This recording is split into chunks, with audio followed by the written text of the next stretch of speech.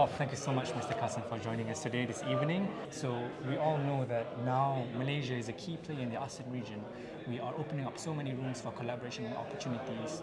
Do you have any comments on this? I'm a firm believer that strong players belong together, and Malaysia definitely evolved to a strong force over the last couple of years and decades. Yeah. How would you find the support, the hospitality that you have experienced from TAPiO Management Advisory?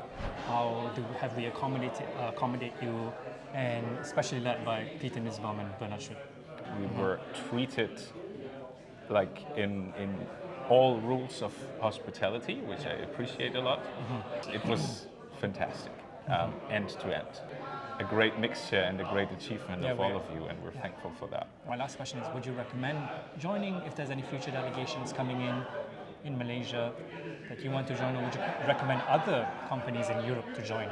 I would. Or to come to Malaysia? Definitely. Yeah, thank you so much. Thank you and the entire team. Thank you.